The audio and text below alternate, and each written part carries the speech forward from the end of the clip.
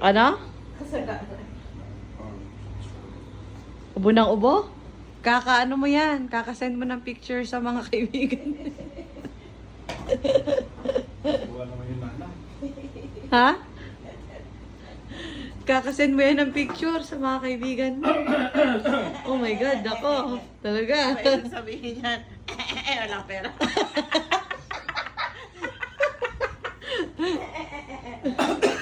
Oh my God.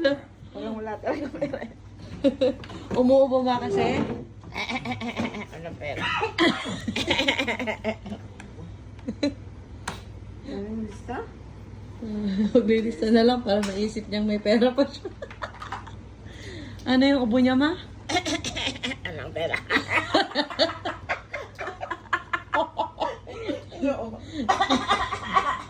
Ano yung nag-ano to?